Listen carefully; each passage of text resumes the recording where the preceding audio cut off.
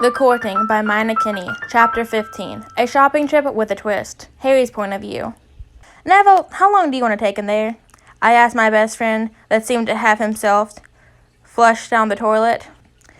You are like 3 sizes smaller than me. I need to resize it and put it on. And don't get me started on the makeup. We decided to go to Dragon Alley to buy Christmas presents. And so we needed to protect ourselves. I had put my contacts lens on and a ton of makeup and wore one of my favorite dresses. It was a mix of a coat and a dress. It had flowers on the bottom and a gray skirt.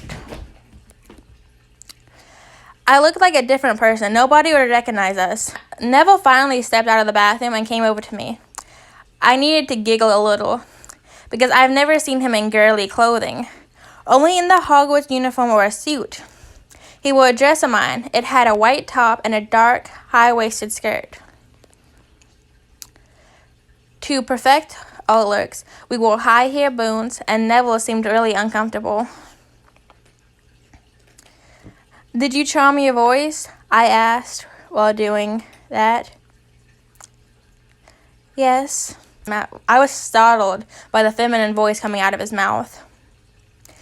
I hate this too. Come on, we need to leave, Neville said, and we jumped downstairs.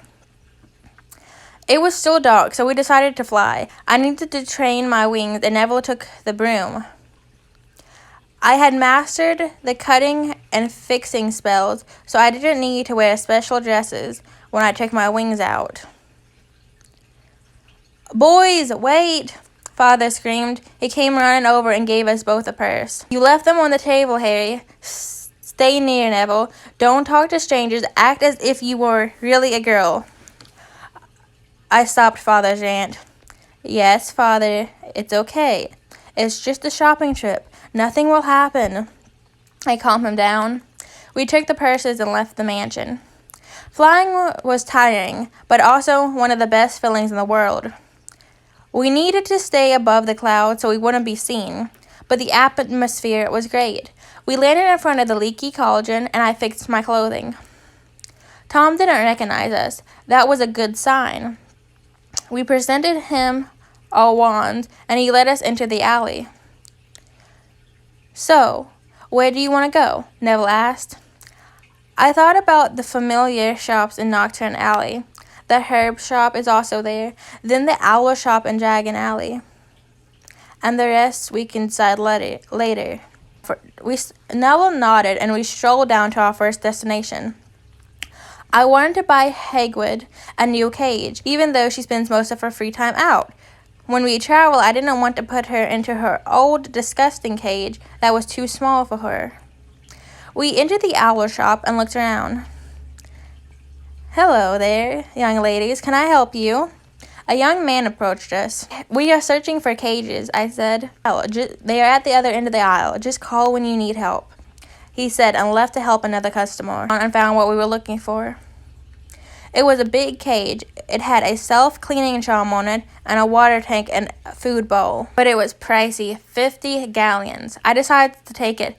Hagrid had been with me through hard times, and she deserved a treat. We went to the register, and I took out my wallet to pay. That'll be 15 galleons, miss. The man from before put the cage into a bag and gave it to us. When I looked into it, he had placed some owl treats in it, too. I didn't pay for them, I said, not that he was thinking I stole it afterwards. It's a gift from the shop. Merry Christmas, girls. He winked at us, and we exited the shop as fast as possible. Did he just? I asked.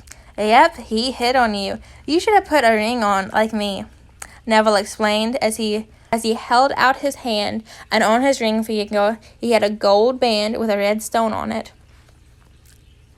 Is that an engagement ring? I asked. No, it is a promise ring. He gave it to me on my birthday, promising to always stay by my side. We have been engaged since forever, he replied and giggled. We really acted like teenage girls. We went to Nocturne Alley and brought Father's stuff for Nagini. At the herb shop, they had a sale on preserved glasses, and I hoped Mother could use them on her perishable ingredients. We slandered down Jack and Alley. We entered a clothing shop, and somehow just watching matured into trying on. It was fun, and Neville was a real help, especially when he told me that I didn't look good in something. I was just trying on a blue dress when I heard a group of girls talking. Seen that dress on her? It looks like she was trying to copy her grandmother's style. Okay? And that one, I mean, being tall is okay, but those heels are too much, and their makeup looks super slutty. I had myself under control. I was used to nasty comments, but Neville didn't seem to have it. Calm down, Nev. They were just jealous that you're having a fiancé and they don't. And they are saying, and you are slaying those heels. Now come on, I'm going to buy this grandma dress, I said loudly, so the gossipers could hear it too. We bought it and left quickly. Did you know my grandmother was once on a cover of Witches Weekly? Neville told me. Really? When? I asked. When she was younger, maybe 100, and started to walk. Then we heard it. Weasley's the Wheezing Wizards. New products every week. Christmas sale starts today. Come get your pranking items here.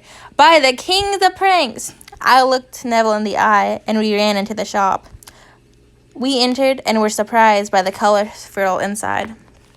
Everything was flying around, repositioning itself and kicking other stuff away.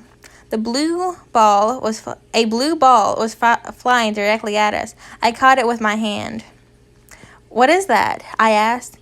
It's a diarrhea ball. Not something pleasant. I look at Neville. Why do you know that? Ron made me eat one as a dare, saying it wasn't long lasting. Let's say I sat on the toilet for 5 days straight. I just nodded, not questioning any further. Hello, girls. Sorry it looks like this. We are repositioning, and the shop seems to prank us. It's okay, Fred. Your blue ball of diarrhea. I gave him the ball, and he opened his eyes wide. George, clear the shop! He screamed. He took us by the hand and brought us to a coffee table with some seats around it.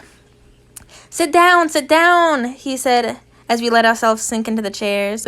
I gasped when I felt them moving upwards to the ceiling. We were 20 feet off the ground when the seat stopped. What's going on? I asked Neville, worried. I have no idea. 2 other chairs flew upstairs together with the coffee table. The twins sat on the seats, feet crossed and tea stirring itself. Please take a cup. I hesitantly took a cup and poured some sugar into it. Neville did the same and took some milk. I told you, George. I know, Forge. I don't understand. Now, Harry, what brings a wanted man like yourself into our establishment? George asked. How did you know that you are? They asked, and I just nodded. Knowing as a pot, drowning your tea in sugar, you're the only one that does that. I facepalm. I should have known. End of chapter 15.